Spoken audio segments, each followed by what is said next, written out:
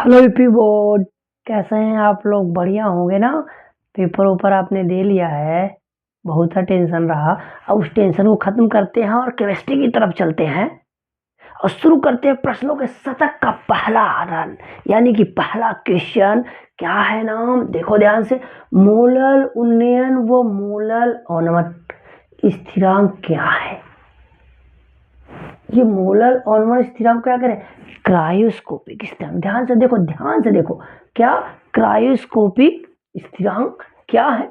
इसकी इकाई लिखिए, इसकी इकाई लिखिए। लिखो मत, कुछ मत करो, देखो ध्यान से, रटाऊंगा आपको कैसे। ध्यान सुनना। डेल टीबी को कहते हैं क्वथनांक उन्नयन। कोई एक ताप पे उबल रहा, उससे ज्यादा ताप। क्या कहा गया? क्वथनांक में उन्नयन। क्वथनांक में उन्नयन बराबर होता है के बी, मोलल उन्नयन स्थिरांक है, इंटू मोललता। अब मोललता क्या होता है? विलेयक मोल बटे विलायक की मात्रा किसमें? किलोग्राम में। आपने 1 मोल लिया, 1 किलोग्राम लिया, तो वैल्यू क्या आ गई? 1। और जब यहाँ डेल टी बी बराबर के बी इंटू 1 रखोगे तो ये तो वैल्यू यही हो जाएगी ना। बोलो, ये दोनों बराबर हो जाएंगे ना? बोलो, दोनों बराबर नहीं होगा? तो ये एक हट गया। अभी दोनों क्या हो गए? बराबर हो गए। तुमने क्या डिफिनेशन लिखना है? जब विलेय की 1 मोल, जब विलेय की 1 मोल, सुनो ध्यान से, सुनो ध्यान से सुनो। विलेय की 1 मोल विलायक के 1 किलोग्राम, विलेय की 1 मोल विलायक के 1 किलोग्राम में मिलाते हैं तो जो क्वथनांक में उन्नयन होता है उसे मोलल उन्नयन स्थिरांक कहते हैं। क्या कहते हैं?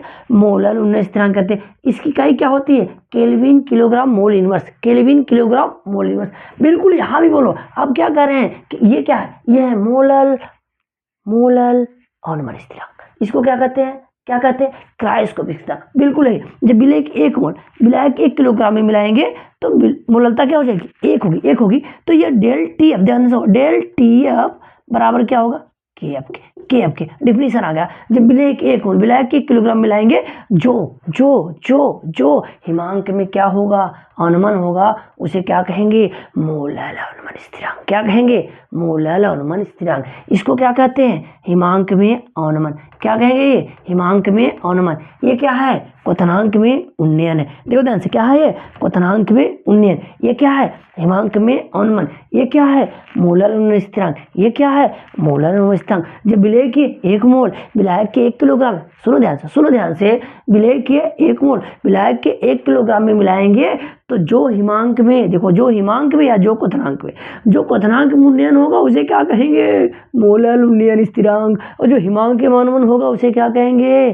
क्या कहेंगे? क्या कहेंगे? बोलो, ध्यान समझिए। उसी को हम क्या कहेंगे? मोलल अवनमन स्थिरांक। इसे क्या कहेंगे? मोलल उन्नयन स्थिरांक। इसे क्या कहेंगे? मोलल अवनमन स्थिरांक। इसकी इकाई क्या है? वही है, दोनों की इकाई वही है, वही है, वही है। Kelvin kilogram mole inverse. फिर से एक बार देखो, रटो, याद करो, समझो। जब विलेय की 1 मोल विलेय की 1 मोल विलायक 1 किलोग्राम मिलाएंगे, जब विलेय की 1 मोल, ध्यान सुनो, जब विलेय की 1 मोल विलेय की 1 मोल विलायक के किसमें? 1 किलोग्राम में कितना मोल? 1 मोल मिलाएंगे। जो जो जो जो जो क्या क्या, बोलो क्या? क्या क्वथनांक में उन्नयन हो उसे क्या कहेंगे? मोलल अवनमन स्थिरांक। जो क्या हो? जो क्या हो? हिमांक में अवनमन। क्या हो? हिमांक में अवनमन से क्या कहेंगे? मोलल अवनमन स्थिरांक। कब? जब विलेय के 1 मोल विलायक के 1 किलोग्राम मिलाएंगे। बड़ा आसान है। इकाई क्या है? दोनों की इकाई सेम, दोनों की इकाई same. Buy 1 get 1 free. Kelvin kilogram mole inverse. Kelvin kilogram mole inverse है ना? बड़ा इंपॉर्टेंट का पॉइंट। अगर आपने इसको देखा, आपको फिर भी नहीं समझ, थोड़ा स्क्रीनशॉट ले लो फार्मूला याद करने के लिए। आपने स्क्रीनशॉट ले लिया। दूसरे रन की तरफ चलते, यानी कि दूसरा क्वेश्चन, प्रश्न संख्या 2 की तरफ। बड़ा इंपॉर्टेंट। क्या? लेंथेनाइज संकुचन क्या है? इसके प्रभाव लिखिए। अरे बाप रे बाप, ये तो आएगा ही आएगा। चलो देखते हैं लेंथेनाइज संकुचन क्या है। आपको पता है लेंथेनाइड श्रेणी परमाणु क्रमांक 57 से 71 तक याद करो। लालू, क्या बोलो? लालू याद कर लो। 57 से कहाँ तक? 71 तक। तो हमने ये सीरीज लिख दी है। अब इसमें क्रम से चलो, 57 से कहाँ तक? चलो 71 तक। 57, 58, 59, 60, 61, 62, 63, 64, 65, 66, 67, 68, 69, 70, 71, यहाँ तक आओ 71 तक। तो इसमें क्रम से चलने से त्रिज्याएं घटती है, चाहे परमाणु त्रिज्या हो क्या आयनिक त्रिज्या हो। आयनिक त्रिज्या कॉमन से क्या होती है? इसकी +3 ऑक्सीकरण अवस्था। कौन सा? बोलो, +3 ऑक्सीकरण अवस्था मतलब ट्राई+2 आयन बनाते हैं, तो वहाँ क्या होता है, वहाँ त्रिज्या देखिए, ऐसे आयन देखिए जिसमें 3+ चार्ज है, तो क्रम से आप चलो इसमें चाहे 3+ लगा के लिखो, चाहे ऐसे लिख दो, तो इनकी जो परमाणु और आयनिक त्रिज्या है, तो लैंथेनाइड श्रेणी में क्रम से चलने पर, परमाणु क्रमांक क्रम से बढ़ने पर त्रिज्याएं घटती है, जिसे लैंथेनाइड संकुचन कहते हैं। बड़ा ही इंपॉर्टेंट पॉइंट, लैंथेनाइड संकुचन किसे कहते हैं कि लैंथेनाइड श्रेणी में रटो, याद करो, सोचो, समझो। देखो परमाणु क्रमांक 57 से 71 तक चलने पर, यानी कि लैंथेनाइड श्रेणी में परमाणु क्रमांक 57 से 71 तक क्रम से चलने पर त्रिज्याएं घटती हैं। इसका कारण क्या है? कारण देखो, कारण क्या है? कारण आपसे पूछ लेगा लैंथेनाइड संकुचन के कारण क्या है? प्रभावी नाभिकीय आवेश का बढ़ना, प्रभावी नाभिकीय, ध्यान सुनो, प्रभावी नाभिकीय आवेश का बढ़ना व क्षीण परिरक्षण प्रभाव। रटो, याद करो, इसको एग्जाम है ना, तो ध्यान सुनो, प्रभावी नाभिकीय आवेश का बढ़ना और क्या, क्षीण परिरक्षण प्रभाव। लैंथेनाइड संकुचन क्या है? क्रम से चलने पर, अब आप सोचो कैसे याद करें, कैसे याद करो। सीमा पर नंदुआ, सीमा पर नंदुआ किससे मिला? प्राइम मिनिस्टर से मिला, पीएम प्राइम मिनिस्टर से मिला। असम, यू गदर, यू गदर लिखे ना, यू गदर, तो जीडी से मिला, यू गदर। टीबी दिखाइयो, टीबी है ना, टीबी दिखाइयो, DYHO दिखाइयो। इरफान से ER, तुम्हारी TM यादव को लूटेगा, लूटेगा, से लिखेगा ना। फिर देखो सीमा पर नंदुआ प्राइम मिनिस्टर से मिला, पढ़ा क्या बोलो, सीमा पर नंदुआ किससे मिला? प्राइम मिनिस्टर से मिला। यू गदर टीवी दिखाइयो, इरफान तुम्हारी यादों को लूटेगा। ये 4 पॉइंट याद कर लो, याद हो जाएगा। सीमा पर नंदुआ, फिर से देखो, सीमा पर CE, सीमा पर PR, पर नंदुआ ND, प्राइम मिनिस्टर PM से मिला। असम, यू गदर EUGD, टीवी दिखाइयो, DYHO दिखाइयो, इरफान तुम्हारी यादों को लूटेगा। तो बड़े आसानी से इसको लिख लो। फिर से देखो, फिर से एक बार देखो, जल्दी देखो कि लैंथेनाइड श्रेणी में परमाणु क्रमांक 57 से 71 तक क्रम से चलने पर परमाणु आयनिक त्रिज्याएं घटती है। कारण क्या है? इसी को क्या कहते हैं? लैंथेनाइड संकुचन। इसका कारण क्या है? प्रभावी नाभिकीय आवेश का बढ़ना और क्षीण परिरक्षण प्रभाव का पाया जाना। इसके प्रभाव क्या है? ध्रुवण क्षमता बढ़ जाता है। याद करो, ज्यादा डिटेल नहीं, ध्रुवण क्षमता बढ़ती है, यौगिकों के साथ संयोजन लक्षण बढ़ जाता है। हाइड्रोक्साइडों का क्षारीय गुण क्या होता है? घट जाता है। क्षारीय गुण क्या हो जाता है? घट जाता है। जैसे La देखो पहले है, और Lu ये क्या है? बाद में है। तो ये छोटा है, ये क्या है? बड़ा है। तो यहाँ ध्रुवण क्षमता ज्यादा है, तो इसका क्षारीय गुण क्या है? कम है। या ध्रुवण क्षमता कम है, इसका क्षारीय गुण क्या है? ज्यादा। कारण वाला प्रश्न पूछ सकता है कि LaOH अधिक क्षारीय और Lu कम क्षारीय है, क्यों? तो पूछ देना लैंथेनाइड संकुचन के कारण, बता देना लैंथेनाइड संकुचन के कारण। तो कारण वाला प्रश्न यहाँ से बन जाए। एक कारण वाला प्रश्न यहाँ पूछ सकता है। दूसरा क्या पूछ सकता है कि अधिकतम ऑक्सीकरण अवस्था कितनी होती है लैंथेनाइड श्रेणी की? तो देना +4। क्या होता है? +4। कौन प्रदर्शित करता है? सी याद करना, CE। अधिकतम ऑक्सीकरण अवस्था क्या होती है? +4 होता है। कौन प्रदर्शित करता है? CE। कौन अधिक क्षारीय, कौन कम क्षारीय? तो एक बार इसका क्या ले लो, स्क्रीनशॉट ले लो, जल्दी स्क्रीनशॉट ले लो, जिससे दोबारा रिवीजन करने में आपको क्या हो, आसानी रहे। जब एक बार जाते रहो तो सारा एक टॉपिक में ऐसे सरसरी निगाह से देखते चले जाओ। इसलिए क्या ले लो, स्क्रीनशॉट। अगले क्वेश्चन को लेकर आके रहे।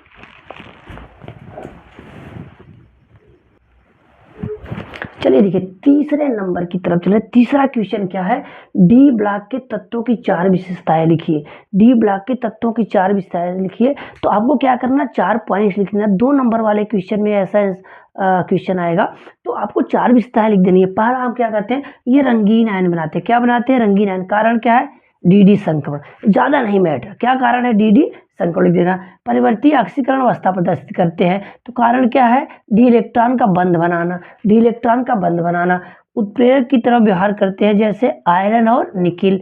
तो आयरन हाइबर विद्युत द्वारा अमोनिया का निर्माण में भाग लेता है और कैसा व्यवहार करता है? उत्प्रेरक की तरह।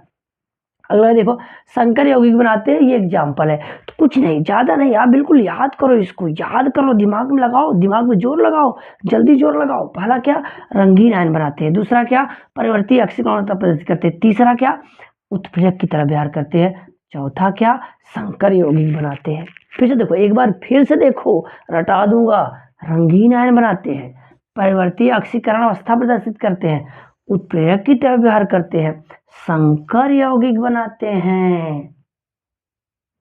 ध्यान सुने, देखो, रंगीन आयन, परिवर्ती अक्षीकरण अवस्था, उत्प्रेरक की तरह व्यवहार, संकर यौगिक, ये चार क्या हो गए, चार क्या हो गए, विशेषताएं होंगे। रंग का कारण डी संक्रमण, अक्षीकरण अवस्था प्रदर्शित क्यों करते हैं, डी इलेक्ट्रॉन बंद बनाते हैं, डी इलेक्ट्रॉन बंद बनाते हैं। उत्प्रेरक की तरह व्यवहार करें, आयरन कहाँ कर रहा है, हाइपरबी द्वारा अमोनिया का निर्माण, एक ऑक्टो कोटेशन डालेंगे। संकर यौगिक बनाते ये लिख दिया। अगर आपको ये नहीं याद हो रहा कोई बात नहीं, ये 4 पॉइंट क्या करो, लिख दो। एक बात और बता देते हैं कि आपसे पूछेगा कि ये 3D श्रेणी में कौन परिवर्ती अक्षीकरण अवस्था प्रदर्शित नहीं करता है, तो याद रखना कौन, स्कैंडियम परिवर्ती अक्षीकरण अवस्था प्रदर्शित नहीं करता है। तो याद रखना कौन, पूछ देगा 3D श्रेणी में कौन परिवर्ती अक्षीकरण अवस्था प्रदर्शित नहीं करता है, तो अब नाम क्या याद रखना, स्कैंडियम। एक पॉइंट ये भी बड़ी इंपॉर्टेंट है, एकदम जहर की तरफ पॉइंट आ रहा है आपके सामने,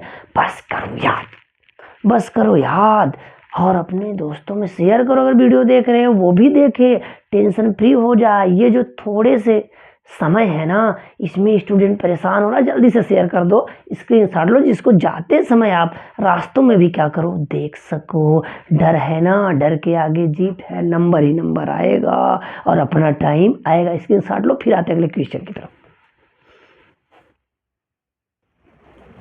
चलिए देखिए, चौथा क्वेश्चन बड़ा ही इंपॉर्टेंट क्वेश्चन। ऐसे क्वेश्चन आपको कम से कम 4 नंबर में पूछे जाएंगे, तो थोड़ा सा इसमें टाइम देकर समझते हैं। क्या कह रहा है, अर्धकाल क्या है, सिद्ध कीजिए। शून्य कोड के लिए टी हाफ बराबर a/2 के और प्रथम कोड के लिए टी हाफ बराबर 0.693 के।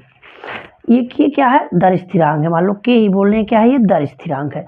या ऐसा पूछ सकता है कि सिद्ध कीजिए शून्य कोड के अर्धायुकाल प्रारंभिक सांद्रता के समानुपाती होता है और ये प्रथम कोड के लिए प्रारंभिक सांद्रता में निर्भर नहीं कर सकता है। इस प्रकार का भी क्वेश्चन बन जाएगा आपका। तो चाहे ऐसे पूछ ले और चाहे सिद्ध कीजिए कि यह प्रारंभिक सांद्रता पर निर्भर करता है, शून्य कोड के लिए अर्धायुकाल प्रारंभिक सांद्रता के समानुपाती होता है और ये प्रथम कोड का निर्भर नहीं करता। चलो आओ चलते हैं सवालों की तरफ। ये अर्धायुकाल क्या है कि मान लो कोई अभिकारक है, उत्पाद में बदल रहा है, इसके एव मूल्य है, शुरू में कुछ नहीं होता। ये प्रारंभ की बात है। कब की बात है, प्रारंभ। ध्यान से सुनो, कब की बात है, प्रारंभ की बात है। अब कहा गया कुछ समय टी है और टी समय बाद कह रहे हैं कि मान लो आधा भाग उत्पाद में बदल जाए, तो जितने समय में आधा भाग उत्पाद में बदल जाए, मान लो मेरे पास एक सेब है, हमने जितना आधा समय में खा लिया, जितने समय में खा लिया आधा, वो क्या है, उसका अर्धायुकाल। तो कहेंगे प्रारंभिक सांद्रता का आधा भाग, प्रारंभिक सांद्रता का आधा भाग जितने समय में उत्पाद में बदलता है उसे क्या करते हैं, अर्धायुकाल कहते हैं। इसे टी हाफ से प्रदर्शित करें। फिर सुनो, प्रारंभिक सांद्रता का आधा भाग जितने समय में उत्पाद बदलता है उसे क्या कहते हैं, अर्धायुकाल कहते हैं। तो हमने कर लिया, मान लो टी समय है तो उसे टी हाफ से दिखा दिया। आधा भाग देखो ए है, ए का आधा, बचा कितना, ए का आधा। अब हम जानते हैं कि याद कर लो, डिटेल नहीं चल रहे हैं, आपको लिखना है तो कैसे लिखना है। तो हाफ बराबर क्या होता है, दर स्थिरांक बराबर x/t। अब ध्यान सुनो, यहाँ x की वैल्यू कितनी है, a/2 और t बराबर क्या है, t हाफ रख दो। दर स्थिरांक बराबर a/2 अपान क्या, टी हाफ। इसको इधर लाओ, इसको इधर लाओ, तो टी हाफ a/2, इसको लाओ तो टी हाफ बराबर a/ क्या हो गया, 2 हो गया, सिद्ध हो गया। क्या कह रहा है, ये टी हाफ प्रारंभिक सांद्रता के क्या हो गया, समानुपाती हो गया। तो यहाँ ये प्रश्न पूछ सकता है, ऑब्जेक्टिव में पूछ सकता है कि कौन सा सही है कौन गलत है। और ये क्या है, प्रारंभिक सांद्रता है, प्रारंभिक सांद्रता है। तो प्रारंभिक सांद्रता की क्या निकला, समानुपाती निकला। क्या निकला बोलो? समानुपाती निकला। अब यही बात यहाँ रख दो, ये प्रथम कोड के लिए है। किसके लिए है? प्रथम कोड के लिए है। और प्रथम कोड के लिए चलो तो ध्यान सुनो, 2.303 टी, टी की जगह क्या रख दो? टी हाफ रख दो। अब ये log बेस 10 ए, देखो ए लिख दिया, ए ही है। अब ए माइनस एक्स ना, ए माइनस एक्स क्या है? a/2। अब ये कैंसिल हो गया, ध्यान सुनो, ये जाएगा ऊपर और ये क्या हो जाएगा? कैंसिल। तो क्या हो गया? क्या हो गया बोलो? क्या हो गया? 2.303 टी हाफ log बेस 10 2। अब ये log 2 की जो वैल्यू होती है वो 0.3010 होता है। जब ये रख दो, ये रख दो, 2.303 गुणे log 2 की वैल्यू 3010 अपान क्या हो जाएगा? टी हाफ होगा। ये बराबर होगा 0.693 मल्टीप्लाई करोगे तो क्या हो गया? टी हाफ हो गया। इधर लाओ, टी हाफ बराबर क्या हो जाएगा? 0.693 बटे क्या कि ये हो गया सिद्ध। क्या कह रहा है? ये तो प्रारंभिक सांद्रता है ही नहीं यहाँ, यानी कि प्रारंभिक सांद्रता पे निर्भर नहीं कर रहा है। तो बिल्कुल यही सवाल, यही पॉइंट जो कहते हो आपके एग्जाम में आएगा, एक क्वेश्चन और यहाँ करके बन जाएगा, यहाँ करके बन जाएगा कि यहाँ से लिखते हैं, यहाँ से लिखिए कि देखो क्वेश्चन क्या कहेगा? सिद्ध कीजिए, सिद्ध कीजिए शून्य कोटि का अर्धायुकाल प्रारंभिक अभिकारक, अभिकारक लिखिएगा, अभिकारक जो अभिक्रिया में भाग लेगा उसे क्या कहें? अभिकारक के प्रारंभिक सांद्रता के समानुपाती होता है। तो इस टाइप का क्वेश्चन, यही चीज सॉल्व करना है, इस टाइप का। तो प्रश्नों का भंडार ला रहा हूं आपके लिए। यहाँ क्या पूछ सकता है? ऐसे सिद्ध कीजिए प्रथम कोटि के लिए टी हाफ प्रारंभिक अभिकारक की, ध्यान सुना, अभिकारक की प्रारंभिक सांद्रता पर निर्भर नहीं करता है, निर्भर नहीं करता है। तो बिल्कुल यही पॉइंट लिख देना है, नहीं करता है। तो बड़ा ही इंपॉर्टेंट पॉइंट, चाहे ऐसे अर्धायुकाल क्या है समझाइए, सिद्ध कीजिए, ये ऐसे ऐसे एक ही पॉइंट में देख रहे हो, कई पॉइंट का भंडार दे रहे हैं। अरे क्वेश्चन ऐसे आएंगे ना, उड़ा दोगे। एक बार स्क्रीनशॉट ले लो, जिससे दोबारा जाते समय अगले दिन आप क्या करो, चलते चलते और क्या से क्या हो गया देखते देखते, यूं ही देखते चलो और मौज करते चलो।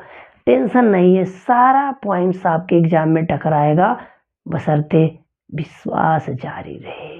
कुछ न कुछ हो मगर प्रयास जारी रहे। स्क्रीनशॉट लो, जल्दी लो।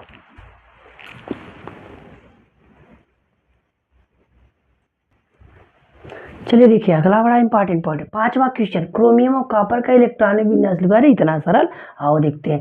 क्रोमियम का एटॉमिक नंबर 24 होता है। आप कन्फर्म करो, 1s2 2s2 2p6 3s2 3p6 4s2 3d4। क्या आ गया? 3d4। ये गलत है, ये गलत है, ये नियम के अनुसार है। रियल में क्या होता है? 4s1 3d5। ये सही हो गया, ये सही होगा। इतना नहीं लिखना है, इसके स्थान पे क्या लिख देना है? ये वाला। इसके लिए क्या करना है? इसके लिए देखो 1s2 2s2 2p6 3s2 3p6 4s2 3d9। अरे ये गलत है, ये गलत है, ये लिखो 4s1 3d10, ये सही है।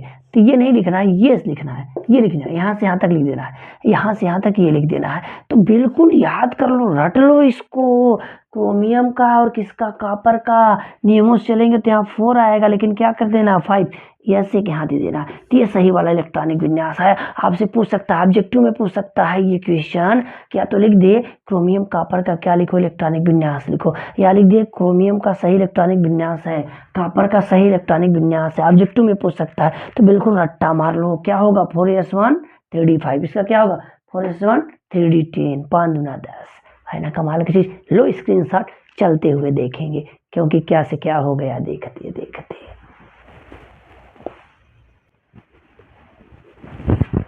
आइए देखिए छठवां क्वेश्चन, बड़ा ही इंपॉर्टेंट। क्या कह रहा है, Cu प्लस, या इसको इस तरह से लिख सकता है ब्रैकेट में, रंगहीन Cu डबल प्लस, या इसको इस तरह से लिख सकता है। रंगहीन होता है क्यों, तो देखो ये डी ब्लॉक के तत्व है, 3D श्रेणी के तत्व है, इसका एक ही रंगीन का कारण है डी संक्रमण। याद रखना, कहीं ऑब्जेक्टिव में भी पूछता है अगर कि डी ब्लॉक के आयन रंगीन होते हैं क्यों, तो याद रखना डी संक्रमण के कारण। ये कहाँ से कहाँ तक पाया जाता है, D1 से D9 तक, D1 से कहाँ तक पाया जाएगा, D9 से, और D0 और D10 तक नहीं पाया जाएगा। तो ये वाले जो होते हैं वो रंगहीन होते हैं, और ये वाले क्या होते हैं, रंगीन होते हैं। थोड़ा सा टॉपिक हमने बता दिया है। तो यहाँ डी संक्रमण नहीं होगा, इन सब में होगा। आओ देखो, ये कॉपर है, इसका एटॉमिक नंबर 29 है, और ये Cu प्लस, इसका मतलब एक इलेक्ट्रॉन लॉस किया है। तो हमने कॉपर का कर लिया इलेक्ट्रॉनिक कॉन्फ़िगरेशन, ऐसा कुछ देख रहे हो जैसा। अब यहाँ से एक इलेक्ट्रॉन ये लॉस कर देगा, जब ये लॉस कर देगा तो क्या हो जाएगा, D10 हो जाएगा। तो डी संक्रमण ना पाए जाने के कारण क्या निकल गया, ये रंगहीन। अब ये Cu डबल प्लस है, एक इलेक्ट्रॉन और लॉस किया तो यहाँ से लॉस कर दिया, 2 लॉस किया तो यहाँ क्या हो गया D9, इसमें डी संक्रमण पाया जाएगा, रंगीन होगा। तो कहा गया डी संक्रमण पाए जाने के कारण ये क्या होता है, रंगीन होता है। तो याद रखना, रंगीन और रंगहीन का रीजन क्या बताओगे, डी संक्रमण पाया जाएगा, D1 से D9 तक क्या होंगे, रंगीन, और D0 D10 वाले क्या होंगे, रंगहीन हो जाएंगे। इसी पे एक क्वेश्चन और, क्वेश्चन नंबर 6 में भी इसी पे ही एक क्वेश्चन और आपको बताते हैं। क्या Cu प्लस अनचुंबकी, ध्यान से सुन लो, Cu प्लस प्रतिचुंबकी, ध्यान से सुनो, प्रतिचुंबकी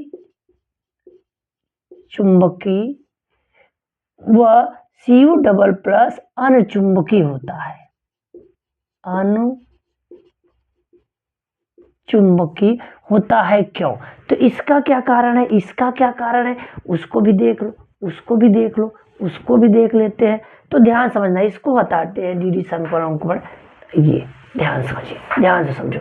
अब ध्यान से, दोनों का कॉन्फ़िगरेशन आपके पास है, इसी में देखो, ये डी में 5 ऑर्बिटल होते हैं, बना लो आप, बना लो ऐसे, देखो बाई 1 गेट 1 फ्री वाला कॉन्सेप्ट। आओ आओ जल्दी देखो, आओ देखो देखो, ध्यान सुनो, इसमें 10 इलेक्ट्रॉन है तो भर लो, 1 2 3 4 5, अब उल्टा 6 7 8 9 10। अब यहाँ अयुग्मित इलेक्ट्रॉन नहीं, अकेला इलेक्ट्रॉन नहीं है, अयुग्मित इलेक्ट्रॉन क्या हो गया, 0, यहाँ क्या हो गया 0, और यहाँ भरोगे 9, 1 2 3 4 5 6 7 8 9। अयुग्मित इलेक्ट्रॉन क्या हो गया, अयुग्मित इलेक्ट्रॉन क्या हो गया, 1 हो गया। तो आप क्या आंसर लिखोगे, तो वे आयन जिसके पास अयुग्मित इलेक्ट्रॉन होते हैं, चुंबकीय क्षेत्र में आकर्षित हो जाते हैं, उसे क्या कहते हैं, अनुचुंबकी। और जिनके पास युग्मित इलेक्ट्रॉन नहीं, अयुग्मित इलेक्ट्रॉन नहीं होता, युग्मित इलेक्ट्रॉन होता है और चुंबकीय क्षेत्र में आकर्षित नहीं होते, वो क्या होते हैं, प्रतिचुंबकी। तो कारण लिखेंगे, कारण क्या लिखेंगे, Cu प्लस प्रतिचुंबकी होता है क्योंकि इसके पास अयुग्मित इलेक्ट्रॉन नहीं होता है, जबकि Cu डबल प्लस क्या होता है, एक अयुग्मित इलेक्ट्रॉन पाए जाने के कारण ये क्या होता है, अनुचुंबकी। तो अनुचुंबकी और क्या, प्रतिचुंबकी। कारण वाला प्रश्न है, कारण वाला प्रश्न है, फिर से सुन लो भैया, कि जिसके पास अयुग्मित इलेक्ट्रॉन होगा, अयुग्मित मतलब ऐसे अकेला इलेक्ट्रॉन दिख जाए तो उसे क्या कहेंगे, अनुचुंबकी। और जिसके पास अकेला नहीं है, वो दुकेला होगा, जोड़े में होगा सब, कहीं एक दिख जाए अकेला तब भी क्या होगा, वो अनुचुंबकी होगा। है ना, बड़ा इंपॉर्टेंट पॉइंट, प्रश्नों का बौछार हो रहा है वही, बस आप अपने दोस्तों में जल्दी अभी देख रहे हो वीडियो शेयर कर दो, वो भी बेचारा देख ले, कैसे दोस्त हैं आप लोग। चलो ठीक है, देखिए स्क्रीनशॉट ले लीजिए, क्योंकि देखते देखते क्या से क्या हो गया, देखते देखते। अगला क्वेश्चन देखो, अगला क्या है, ग्रिग्नार्ड अभिकर्मक में लेस मात्र नमी नहीं रहनी चाहिए, क्यों? पूछ रहा है नमी क्यों नहीं रहनी चाहिए। आओ देखो, ग्रिग्नार्ड अभिकर्मक को ऐसे RMgX से दिखाते। R मतलब एल्केन, कोई कार्बन की चेन हो जाए, X मतलब हाइड्रोजन हो। तो यहाँ हमने लिया एथिल मैग्नीशियम ब्रोमाइड। ये जो कार्बन और मैग्नीशियम के बांड के बीच बंध बनता है वो ध्रुवी बंध होता है और सहसंयोजी होता है, ध्रुवी हो जाता है। तो इस पे प्लस आता है, इस पे क्या माइनस आता है। जब इस कंपाउंड को ध्यान से सुनो, ये MgBr को हमने किसी भी प्रोटॉन देने वाले, जैसे जल नमी हो गया ना, देने वाले पदार्थ से क्रिया करवाए या इसके स्थान पे अल्कोहल हो जाए, कोई भी हो जाए जो प्रोटिक यानी प्रोटॉन देने वाला हो, इस प्रकार से भी प्रश्न पूछ सकता है, जिसमें H+ देने की क्षमता हो, उसके साथ इसको नहीं रखा जाता है। क्यों नहीं रखा जाता, वही पूछ रहा है कि नमी नहीं रहना चाहिए, पानी नहीं रहना चाहिए, या कोई ऐसा पदार्थ जो H+ दे सके उसके साथ नहीं रखते हैं, क्यों? आओ देखो, जब ये हमारे पास वाटर, ये टूटेगा H+ और OH क्या माइनस। अब आपको पता है इधर प्लस है, इधर क्या है माइनस है। अब ये माइनस है प्लस है, ये आ जाके जुड़ जाएगा तो C2H6 हो जाएगा। अब इधर OH आ जाएगा तो MgOH बना लेगा, ये एथेन बना लिया, मतलब ये एल्केन बनाएगा, ये एल्केन सीरीज का कंपाउंड है। ठीक है, तो अब कहा गया कि इसका कोई अस्तित्व ही नहीं रहेगा ग्रिग्नार्ड अभिकर्मक का। तो कैसे लिखेंगे आंसर, कैसे लिखेंगे, जब कोई प्रोटॉन देने वाला या H+ देने वाला ग्रिग्नार्ड अभिकर्मक के साथ आ सकता है तो अधिक क्रियाशील हो सकता है। क्रियाशील क्या होता है कि ये जो ध्रुवी बंध होता है टूट जाता है और इससे H+ जुड़ जाता है, तो क्या बना देता है एल्केन सीरीज का, कोई एथेन बना दिया। जितने कार्बन वाला लेंगे उतने कार्बन वाला यहाँ क्या बन जाएगा, एल्केन बन जाएगा। इसीलिए इसके साथ कोई ऐसा पदार्थ नहीं रखते हैं जो H+ देता है, यानी कि जो प्रोटॉन दे सके। तो प्रोटॉन देने में जल आ गया, एल्कोहल आ सकता है, कोई भी एक आ सकता है यहाँ पे। तो बिल्कुल याद रखना, बड़ा ही इंपॉर्टेंट पॉइंट है। ग्रिग्नार्ड अभिकर्मक में लेस मात्र नमी नहीं रहनी चाहिए, क्यों? क्यों नहीं रहना चाहिए, क्यों नहीं रहना चाहिए, कारण पूछ रहा है। तो आप लिखना, ये क्या होता है, कार्बन और मैग्नीशियम के बीच यानी ध्रुवी बंध हो जाता है, धातु के बंध ध्रुवी बंध हो जाता है, इसलिए क्या कहते हैं, इसे कार्बधात्विक यौगिक कहते हैं। तो कार्बधात्विक क्योंकि क्या है, उदाहरण लिखिए तो आप लिख देना, ग्रिग्नार्ड अभिकर्मक को कार्बधात्विक यौगिक कहते हैं। क्यों कहते हैं, इसमें कार्बन और धातु के बंध क्या पाया जाता है, बंध पाया जाता है। बंध कैसा होता है, ध्रुवी सहसंयोजी बंध होता है। लो भैया स्क्रीनशॉट जल्दी।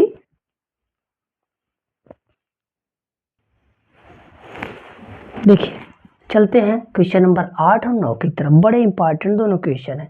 पहला कह रहे हैं जिंक, कैडमियम और मरकरी नरम होती है, क्यों? तो ये डी ब्लॉक के तत्व हैं और जो इनकी कठोरता होती है, क्या होती है, कठोरता होती है, गलनांक कह लो, गलनांक कह लो, क्वथनांक कह लो, क्वथनांक कह लो, वो डायरेक्टली प्रोपोर्शनल किस पे होता है, अयुग्मित इलेक्ट्रॉन पे,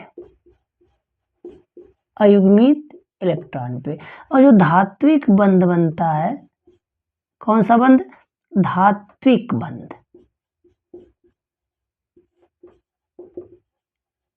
की जो क्षमता होती है, स्ट्रेंथ होती है, वो डायरेक्टली प्रोपोर्शनल किसके होता है, अयुग्मित इलेक्ट्रॉन के। अर्थात अयुग्मित इलेक्ट्रॉन पे क्वथनांक, गलनांक और कठोरता क्या हो जाएगी, बढ़ जाएगी। ठीक है, ये बताया गया। अब इसका कारण लिखते हैं, क्या कारण है। तो कारण कहा गया कि जिंक, ध्यान सुनो, कैडमियम व Hg के पास D10 विन्यास होता है। अच्छा, इससे क्या, जिसके कारण इसके पास अयुग्मित इलेक्ट्रॉन नहीं होते हैं, अयुग्मित इलेक्ट्रॉन नहीं होते हैं और ये नर्म होती है, और ये नर्म होती है। अच्छा, ध्यान से समझना, या कहे कि क्वथनांक गलनांक कम होता है क्यों, तब भी यही लिखना, तब भी यही कारण लिखना। आओ ये डी विन्यास का मतलब क्या है, ऐसे लिख लो। डी में देखो 10 इलेक्ट्रॉन भरो, अब 10 इलेक्ट्रॉन भर देते हैं, जो अकेला होता है उसे अयुग्मित इलेक्ट्रॉन कहते हैं। यहाँ कोई अयुग्मित इलेक्ट्रॉन नहीं है, तो बिल्कुल ऐसे एग्जाम में लिखना कारण वाले प्रश्न में। अगला क्वेश्चन चलो, MnO4 माइनस Cr2O से डबल माइनस रंगीन होती है क्यों। अब ध्यान समझो, तो देखो रंगीन वो होते हैं जिसमें D1 से D9 विन्यास होता है, और रंगहीन वो होते हैं जिसमें D1 से D0 व D10 विन्यास होता है। अच्छा, चाहे यहाँ Mn की बात कर लो, ये +7 है, और चाहे Cr की बात कर लो, इसमें क्या हुआ +6 है। तो इसको कहते हैं पर मैग्नेट आयन, इसको क्या कहेंगे डाइक्रोमेट आयन। तो अगर हमने जब ये लिखा MnO4 माइनस, इसको क्या लिखा Cr2O7 डबल माइनस, इसे क्या कहेंगे पर मैग्नेट आयन। और पर मैग्नेट आयन में क्या है, ये D0 है, तो क्या होना चाहिए रंगहीन। लेकिन ये रंगीन है, इसका कारण एक ही याद कर लो, बस इतना याद कर लो, आवेश स्थानांतरण के कारण, आवेश स्थानांतरण के कारण, बस इतना याद करो, एग्जाम में काम हो जाएगा। इसका भी +6 में है ये, इसका भी क्या होता है D0 है, क्या है D0 है, लेकिन ये भी क्या निकल रहा है रंगीन, ये क्या है रंगीन है, ये भी क्या है रंगीन है। क्या कारण है, आवेश स्थानांतरण के कारण। तो ऐसे ही बड़े इंपॉर्टेंट टॉपिक आ रहे हैं, देखो भैया स्क्रीनशॉट ले लो, चलते चलते देख लेना इसको। बड़े ही इंपॉर्टेंट रिएक्शन की तरफ आ गए हैं, क्वेश्चन नंबर 10 लेकर 10 का दम दिखाएंगे। ये पूछ रहा है वुड्स फिर फिटिंग व वुड्स फिटिंग अपक्रिया को समझाइए। तो पहला कौन सा अपक्रिया चलेंगे, वुड्स अपक्रिया, दूसरा क्या देखेंगे फिटिंग अपक्रिया, तीसरा क्या देखेंगे वुड्स फिटिंग अपक्रिया। बड़ा ही सरल है, कोई भी एल्किल हैलाइड ले लो जो एलिफैटिक हो, जैसे मान लो हमने CH3Cl लिया, इसके 2 अणु ले लो और इसका रिएक्शन किससे करा दो सोडियम, और किसकी उपस्थिति में ड्राई मतलब शुष्क ईथर की उपस्थिति में, शुष्क ईथर की उपस्थिति में क्रिया करवा दो। तो ये जो 2 यहाँ CH3 है 2 है ना, ये आपस में जुड़ जाते हैं, तो यहाँ क्या बनता है एल्केन, यहाँ क्या बन गया एथेन बना। और ध्यान से सुनना, यहाँ बात को ध्यान से सुनना, ये 2NaCl बन गया। जब दोनों सेम है, अब जब ये भिन्न भिन्न रहे तो इसमें कितने उत्पाद बनते हैं 3, कितने उत्पाद बनते हैं 3। जब ये एल्किल हैलाइड भिन्न भिन्न होने पर, ये मतलब कहा जाए कि एल्किल हैलाइड भिन्न भिन्न होने पर, क्या होने पर भिन्न होने पर 3 उत्पाद बनते हैं।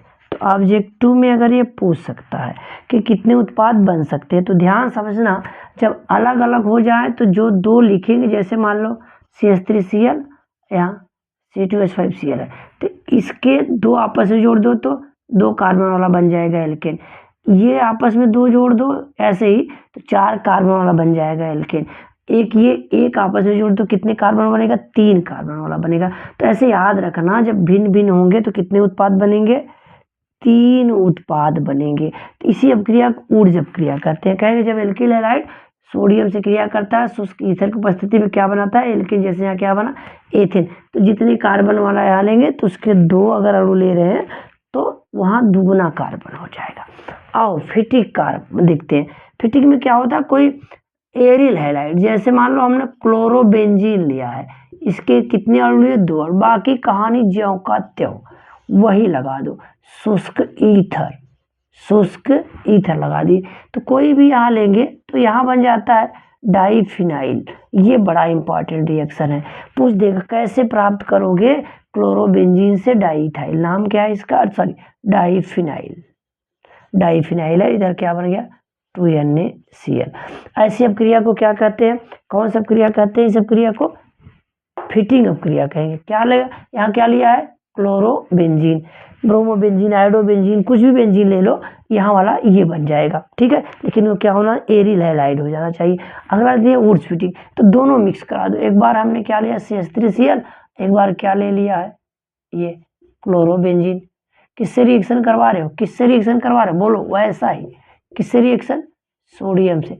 किसकी उपस्थिति में, शुष्क ईथर की उपस्थिति में। तो ये टूटकर आपस में जुड़ जाएगा, ये जुड़ जाएगा। आओ देखो, बड़ा ही इंपॉर्टेंट पॉइंट, 2NaCl, ये बना, इसका नाम है टालवीन। इस अपक्रिया को क्या कहते हैं, ऊर्ज फिटिंग अपक्रिया। तो केवल जब एल्किल हैलाइड रहे तो क्या कहेंगे, ऊर्ज, केवल एरिल हैलाइड रहे तो क्या कहेंगे, फिटिंग, और दोनों जब मिक्स होंगे तो क्या कहेंगे, ऊर्ज फिटिंग अपक्रिया कहेंगे। तो ध्यान रखना, दोनों में सोडियम, दोनों में शुष्क ईथर, दोनों में सोडियम, दोनों में शुष्क ईथर, तीनों वही कंडीशन है, बस अलग अलग क्या आ रहे हैं, कंपाउंड आ रहे हैं। तो यहाँ से पूछ सकता है कैसे प्राप्त करोगे, क्लोरोबेंजीन से टालवीन। यहाँ पूछ सकता है कैसे प्राप्त करोगे, क्लोरोबेंजीन से डाइफिनाइल। तो बड़ा ही इंपॉर्टेंट पॉइंट है, लो स्क्रीनशॉट, और क्या करेंगे, चलते चलते देखेंगे। चलिए शुरू करते हैं। एक और बहुत तगड़ा पॉइंट क्या है, अगला क्वेश्चन 11वां, ध्यान सुनो। दर स्थिरांक क्या है, इसकी इकाई लिखिए। अरे बाप रे बाप, ये देखो, मान लो कोई पदार्थ A है और वो रिएक्ट किससे कर रहा है, B से, और कोई उत्पाद बना रहा है। ध्यान से सुनना, याद करवा देगी। जो अब ये इसका दर होता है, इसकी क्रिया की दर होती है, वो जो दर होती है ना, ध्यान सुनना, इन दोनों के सक्रिय द्रव्यमान कहते हैं। ये मान लो ऐसे स्क्वायर ब्रैकेट लगा दिया, इसी को क्या कहते हैं, सक्रिय द्रव्यमान कहते हैं। मतलब एक ऐसा पार्ट जो क्रिया करे उसी को सक्रिय द्रव्यमान कहते हैं। सक्रिय द्रव्यमान के क्या होता है, समानुपाती होता है। यहाँ एक स्थिरांक आता है, इसी को हम लोग क्या कहते हैं, दर स्थिरांक आता है।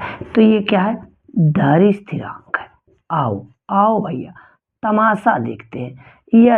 यदि ये जो एक हो जाए और एक मास B का मान भी क्या हो जाए, एक हो जाए, यानी कि सांद्रता इकाई में हो, 1 मोल प्रति लीटर, सांद्रता किस में हो जाए, इकाई में हो। अर्थात जैसे 1 मोल इसका ले लिए, 1 मोल इसका लिए, तब देखो दर बराबर क्या होगा, दर स्थिरांक आ जाएगा। क्यों आ जाएगा, 1 गुणे 1 करोगे तो जो का त्यों रह जाएगा ना। इसी को कहते हैं दर स्थिरांक। क्या कहें, ध्यान से कैसे लिखोगे, एग्जाम कैसे लिखोगे, जब अभिकारकों की सांद्रता इकाई में हो, मतलब 1 मोल प्रति लीटर हो, तो दर को ही दर स्थिरांक कहते हैं, या इसी को कहा जाता है विशिष्ट अपक्रिया दर।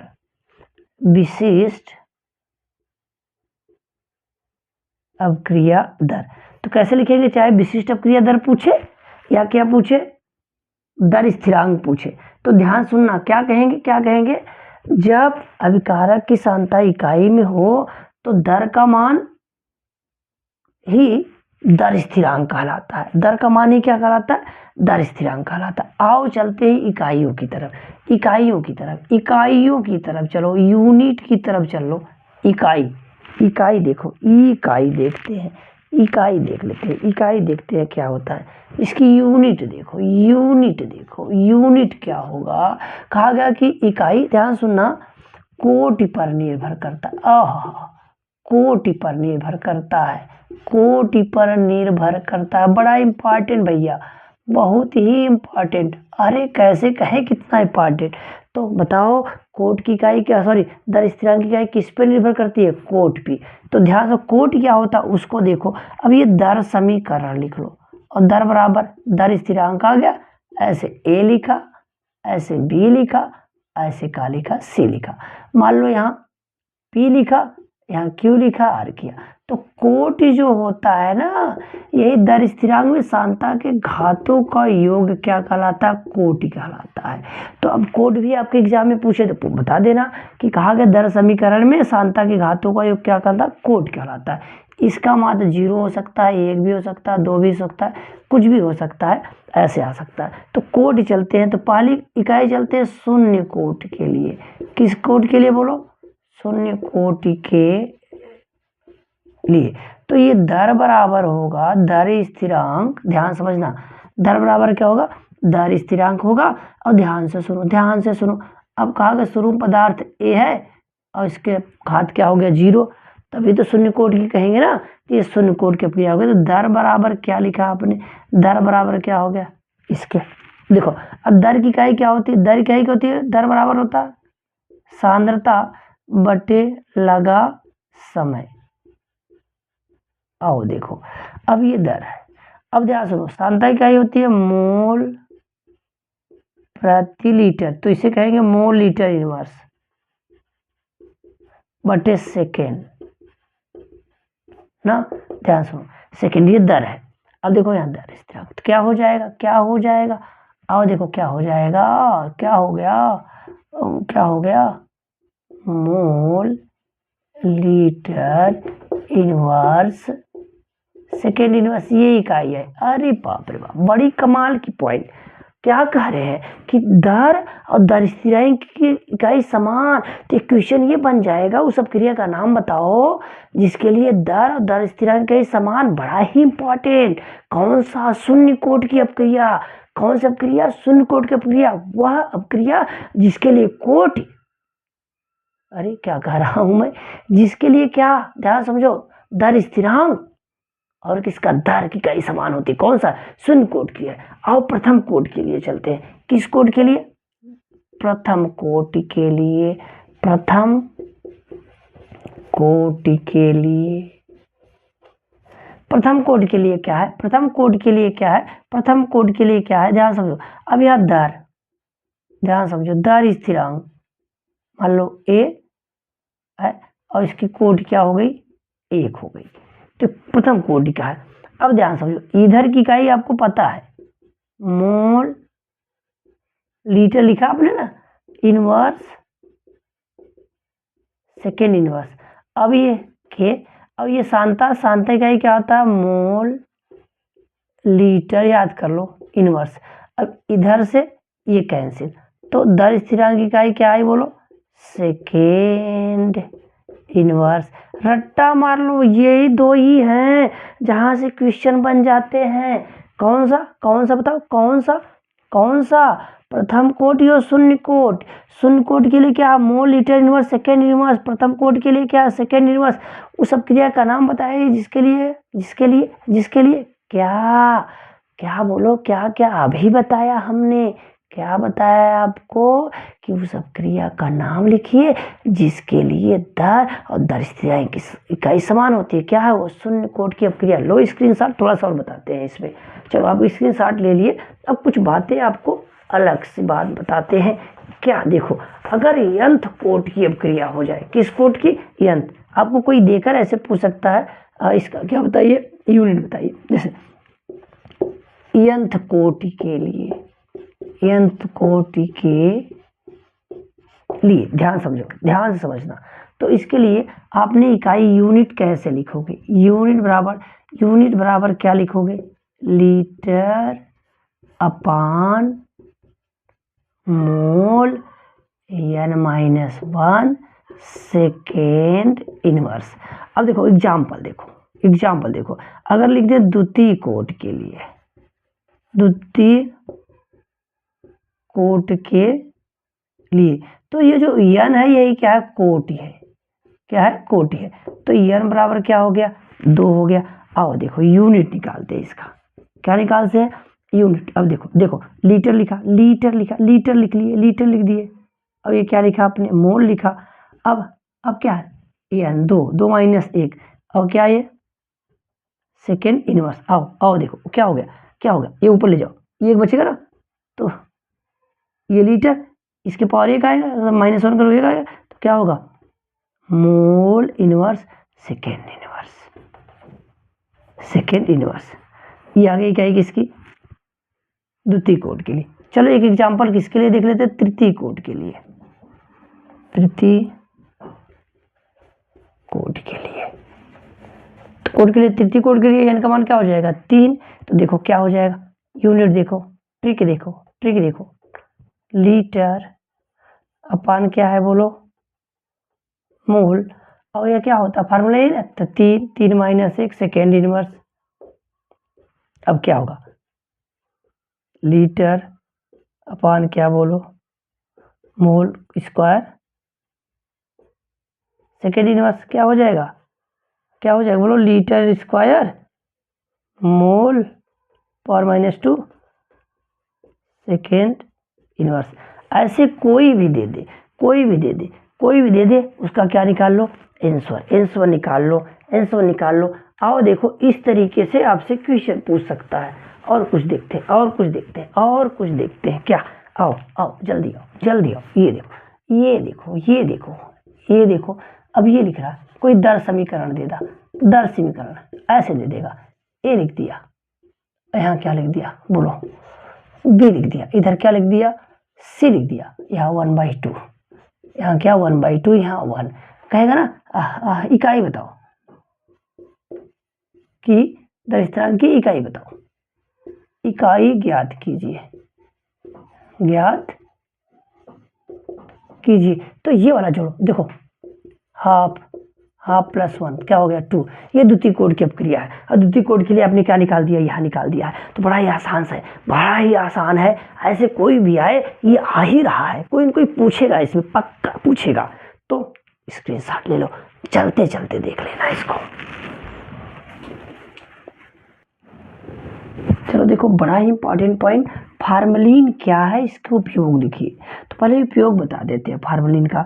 तो शल्य चिकित्सा में औजारों को जीवाणु रहित बनाने में और प्रबल संक्रमण नाशक के रूप में किया जाता है। जो संक्रमण होता है ना, उसमें जो भी जीवाणु होंगे, माइक्रो ऑर्गेनिज्म होंगे, उसे नष्ट करता है। और जो शल्य चिकित्सा में औजार होते हैं, चीर फाड़ वाली जो घटनाएं होती है, उसमें औजारों को साफ करने में किया जाता है। क्या है ये फार्मलिन, कहा गया 40% फॉर्मल्डिहाइड का जली विलयन, 40% फॉर्मल्डिहाइड का जली विलयन फार्मलिन कहलाता है। तो 40% फॉर्मल्डिहाइड का फार्मूला HCHO, 40% फॉर्मल्डिहाइड का जली विलयन क्या कहलाता है, फार्मलिन कहलाता है। इसके क्या रहे उपयोग रहे। कभी कभी आपसे पूछ लेता है यूरोट्रोपिन क्या है, यूरोट्रोपिन क्या है, इसको देख लेते हैं। यूरोट्रोपिन कहा एक दवा है, दवा है। कहाँ प्रयोग करते हैं, गठिया रोग व मूत्र संबंधी रोग, इसी से रिलेटेड है, फॉर्मल्डिहाइड से रिलेटेड है। तो देखो दवा है, गठिया रोग और मूत्र संबंधी रोग में करते हैं। अच्छा कैसे बनता है ये देख लो, ये देख लो। चार, ध्यान से सुनना, देखो ध्यान से सुन, ध्यान से सुनो। ये फॉर्मल्डिहाइड लेते हैं और इसका अमोनिया से क्रिया करवाते हैं। तो ध्यान समझिए, 4 मोल अमोनिया, 6 मोल क्या लेते हैं, फॉर्मल्डिहाइड लेते हैं। जब क्रिया करवाते हैं तो बनता है क्या, देखो बनता क्या है, देखो देखो देखो देखो देखो, ये N4 और ये देखो बैलेंस करते हैं। 4 दूना 8, 6 दूनी 12 और 6 दूनी 12, 6H2O, 6 दूनी 12, 6 दूनी 12, नाइट्रोजन 4, नाइट्रोजन, ऑक्सीजन 6, ऑक्सीजन 6। तो इसी को कहते हैं यूरोट्रोपिन, या इसी को कहते हैं हेक्सामिथाइलिन, हेक्सामिथाइलिन टेट्राएमीन, इसी का नाम क्या है, यूरोट्रोपिन, दवा है, यूरोट्रोपिन है। यूरोट्रोपिन का कभी कभी स्ट्रक्चर पूछ लेता है। तो देखो देखो तमाशा देखो भैया, तमाशा देखते रहो, नंबर ही नंबर मिलेंगे आपको। देखो देखो देखो देखो देखो कैसे नंबर आ रहे हैं आपके, कैसे नंबर आ रहे हैं, कैसे नंबर आ रहे हैं। देखते रहना, देखते रहना। कहाँ गया, यहाँ यन आ गया, इधर आ गया। तो देखो देखो कितने नाइट्रोजन है, 1 2 ना, और ये 3, और ये 1 2 3, 1 2 3 4, क्या हो गया। देखो स्ट्रक्चर बनाते हैं। तो CH2 कितने हैं, 3, 1 2 1 2 एक और कहाँ गया यार, कहाँ हो गया, फिर से बनाते हैं इसका स्ट्रक्चर। आओ देखो देखो, यूरोट्रोपिन ये क्या है, ये क्या है, यहाँ से नाइट्रोजन है, इसके साथ CH2 लगाया, CH2 लगाया और क्या लगाया, CH2, इधर नाइट्रोजन लगा दिया, देखो फिर इधर नाइट्रोजन लगा दिया, इधर नाइट्रोजन लगा दिया, अब देखो CH2, देखो CH2, देखो CH2, ये क्या बन गया, यूरोट्रोपिन। यूरोट्रोपिन, यूरोट्रोपिन का क्या स्ट्रक्चर है, आपसे यूरोट्रोपिन भी पूछ सकता है, तो ये बड़ी इंपॉर्टेंट पॉइंट। 12वें पॉइंट में हमने 2 पॉइंट बता दिया, फार्मलिन क्या इसके उपयोग रखिए, यूरोट्रोपिन क्या है, यूरोट्रोपिन क्या दवा है, किस रोग की है, गठिया और मूत्र रोग संबंधी रोगों में प्रयोग किया जाता है। कैसे प्राप्त करोगे यूरोट्रोपिन, तो कहा गया जब फॉर्मल्डिहाइड किससे क्रिया करेगा, ओहो अमोनिया से क्रिया करेगा, NH3 से क्रिया करेगा, तब हो जाएगा। थोड़ा सा जल्दी के चक्कर में वो लिखने में दिक्कत हो जा रही है। चलो तुरंत ले लो स्क्रीनशॉट, चलते चलते देखना, चलते चलते चलते चलते यूं ही रुक जाता हूँ मैं, ले लिया ना स्क्रीनशॉट। अगला क्वेश्चन बड़ा इंपॉर्टेंट, इलेक्ट्रोड विभव व मानक इलेक्ट्रोड विभव को समझाइए। ध्यान से सुनना, कोई जब धातु की राड हो, धातु की क्या हो, राड हो, ऐसे राड हो, मान लो ये यम क्या है, राड है, इसमें इसके यम आयन है, यम प्लस आयन है, इस राड को इसमें डुबोया जाए तो 2 घटनाएं होंगी, तो इलेक्ट्रॉन त्यागेगा या इलेक्ट्रॉन क्या करेगा, ग्रहण करेगा, क्या इलेक्ट्रॉन त्यागेगा या ग्रहण करेगा। मान लो अगर यह यम है, इसमें डुबोया गया और ये इलेक्ट्रॉन लॉस कर दिया, तो कहेंगे ये त्याग कर रहा है। तो यहाँ ये जो इलेक्ट्रॉन त्यागने की प्रवृत्ति है, यही इलेक्ट्रोड का क्या कहलाएगा, विभव। तो इसमें इलेक्ट्रॉन त्यागना ऑक्सीकरण कहलाता है, इसलिए इसका नाम क्या पड़ेगा, ऑक्सीकरण इलेक्ट्रोड विभव।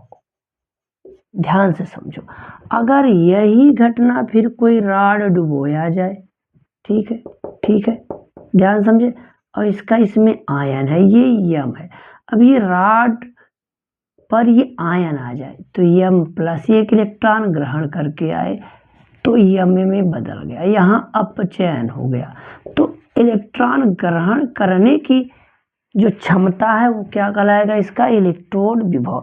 तो हम कह सकते हैं यहाँ कौन सा विभव आ गया, अपचयन इलेक्ट्रोड विभव। इसे ऐसे ERP से दिखाएंगे, इसको EOP ऑक्सीडेशन पोटेंशियल, इसको क्या कहेंगे, रिडक्शन पोटेंशियल कहेंगे। तो ध्यान से सुनना, जब कोई धातु का राड अपने आयन युक्त विलयन के संपर्क में आता है तो इलेक्ट्रॉन त्यागने या ग्रहण करने की क्षमता को ही क्या कहते हैं, इसे इलेक्ट्रोड विभव कहते हैं। जब यहाँ पे इसकी विलयन की सांद्रता 1 मोल प्रति लीटर हो जाए, जो दाब है 1 वायुमंडलीय हो जाए, क्या हो जाए, 1 वायुमंडलीय, तो ताप है वो कितना हो जाए, 25 डिग्री सेल्सियस में। तो कहेंगे 1 वायुमंडलीय दाब, 25 डिग्री सेल्सियस ताप और 1 मोलर सांद्रता वाले विलयन में उत्पन्न विभव को क्या कहेंगे, मानक इलेक्ट्रोड विभव। तो इसे E0 लगा के कहेंगे, यही घटना इस कंडीशन में यहाँ क्या लगाएंगे, ऐसे E0। तो मानक ऑक्सीकरण विभव और मानक अपचयन विभव, तो ये परिभाषा रहा किसका, इलेक्ट्रोड विभव, मानक इलेक्ट्रोड विभव। फिर से सुन लो, रट लो क्या, जब कोई धातु अपने आयन युक्त विलयन में डुबोया जाएगा तो इलेक्ट्रॉन त्यागने या ग्रहण करने की प्रवृत्ति जो रखेगा उसी को हम लोग क्या कहेंगे, इलेक्ट्रोड विभव। इलेक्ट्रॉन त्यागने या ग्रहण करने की प्रवृत्ति को क्या कहते हैं, इलेक्ट्रोड विभव कहते हैं। जब यह घटना 25 डिग्री सेल्सियस ताप, 1 वायुमंडलीय दाब और 1 मोल प्रति लीटर वाले सांद्रता में होती है, तो इसे क्या कहते हैं, मानक इलेक्ट्रोड विभव। बड़ा इंपॉर्टेंट पॉइंट है, ले लो स्क्रीनशॉट, चलते चलते देखना। अगली पॉइंट आते हैं, फिर से आते हैं। चलो भैया, बड़ा ही इंपॉर्टेंट टॉपिक है, क्वेश्चन नंबर 14वां क्या कह रहा है, अर्ध आयु काल क्या है, तो चलो अर्धायु को समझ लेते हैं पहले कि मान लो कोई पदार्थ ए है, ये उत्पाद में बदल रहा है और शुरू में ए मोल प्रति लीटर लिया है। इसकी सांद्रता ये अपने आप में कह सकते हो 100% होगा, कुछ बनता नहीं है। अब ये प्रारंभ की बात हो रही है ना। कुछ समय बाद आपने कहा वो टी समय है, वो यक्स बन गया और यहाँ वो क्या बचेगा उस समय बाद, ए माइनस एक्स बचेगा। अब कहा गया कि मान लो ये आधा है इसका, एक्स क्या है, एक आधा, तो यहाँ कितना बचेगा, एक आधा बनेगा ना। तो कहा गया कि कोई समय जिसमें आधा भाग उत्पाद में बदल जाए, तो यही है ना पूरा, उसका आधा भाग किसी में बदला उत्पाद में, उसे अर्धायु काल कहते हैं। इसे टी हाफ से प्रदर्शित करते हैं, तो लो लिख दिया, ये अर्धायु काल है। इसे किसे प्रदर्शित करेंगे, टी हाफ से। तो कैसे लिखेंगे, वह समय जिसमें प्रारंभिक सांद्रता का आधा भाग अभिकारक या अभिकारक है, इसकी प्रारंभिक सांद्रता ए है, इसका आधा भाग किसी में बदल जा रहा है, उत्पाद में बदल जा रहा है, वो समय क्या कराएगा, अर्धायु काल कहलाएगा। अब कहेंगे प्रथम कोटि की अपक्रिया के दर स्थिरांक का मान इतना है, इसके अर्धायु काल की गणना कीजिए। तो प्रथम कोटि के लिए लिखते हैं, किस कोटि के लिए, प्रथम कोटि के लिए। फार्मूला रट लो, अगर कहीं अर्धायु काल पूछे तो यही फार्मूला लगाना है। तो प्रथम कोटि के लिए ये अर्धायु काल बराबर होता है 0.693 बटे ये दर स्थिरांक। तो दर स्थिरांक का मान हो गया, तो दिया गया है क्वेश्चन में, दिया गया है दर स्थिरांक का मान कितना है भैया, ये लिख रहा है 6.93 गुणे 10⁻⁻² सेकेंड इनवर्स। और इसमें वैल्यू रखते हैं इसका, तो टी हाफ बराबर 0.693 बटे 6.93 गुणे 10⁻²। ये किस में है बताओ आप, सेकेंड इनवर्स में है। आओ देखो, अब इसको ऊपर ले जाओ, तो ध्यान से सुनना, ये ऊपर ले जाएंगे, ये भी ले जाएगा तो सेकेंड में हो जाएगा। तो 0.693 गुणे 10⁻²। अब ये 6.93, इसकी इकाई बदल गई, अब क्या हो गया, ये सेकेंड हो गया। अब देखो ये 10 को कैसे लिख सकते हैं, 0.693, अब 10 गुणे 10 लिख सकते हैं कि नहीं, बताओ आप लोग ना। अब 10 का गुणा कर दो, 6.93। आओ देखो, अब ये हो जाएगा 6.93 गुणे क्या 10 बटे 6.93। लो जयराम जी की क्या बचा, केवल 10 क्या सेकेंड। तो बड़ा आसान सा है, ऐसे सवाल आ जाएगा, तो बड़ा ही इंपॉर्टेंट पॉइंट्स है आपके लिए, जल्दी से स्क्रीनशॉट लो, चलते चलते देखना।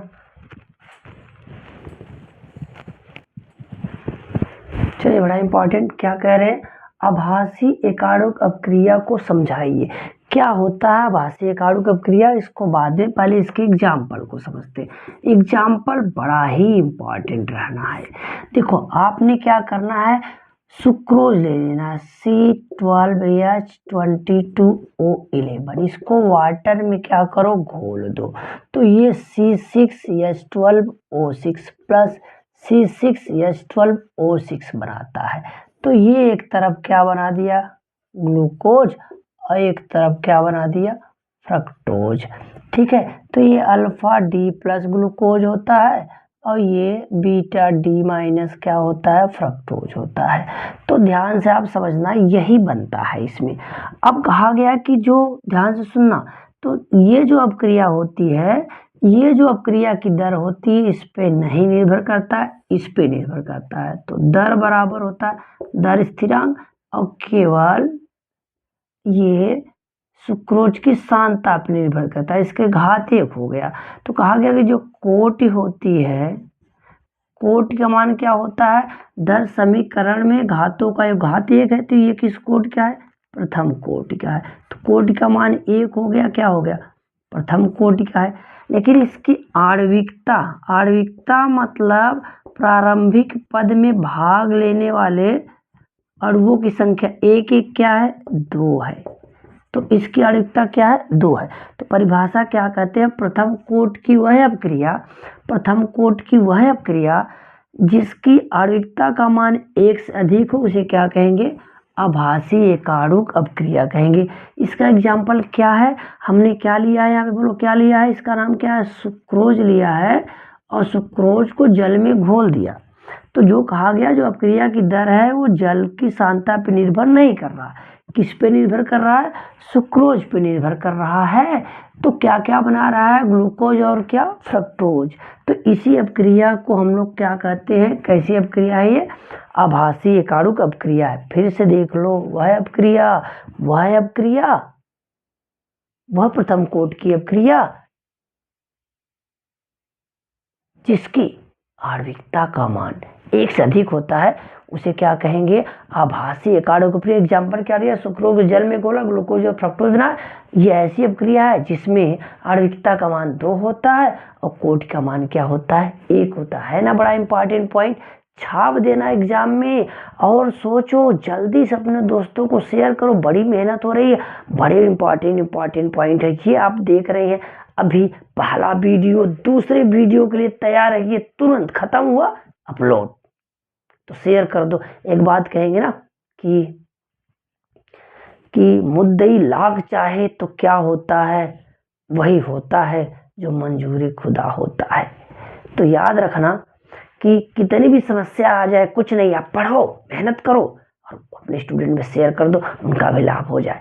देखने के लिए धन्यवाद। शेयर करो, जल्दी शेयर करो, जल्दी शेयर करो, हाँ शेयर करो, सब लोग मिलकर, हाँ अब शेयर करो। अरे क्या अभी शेयर नहीं किया? शेयर कर दो भैया, प्लीज शेयर कर दो, कर दो, कर दो ना। कह दो कि तुम मुझसे दोस्ती करोगे, अगर दोस्ती करोगे तो शेयर करोगे, कर दो ना। मुझे कुछ तुमसे है कहना, क्या? शेयर करो ना, शेयर कर दो ना।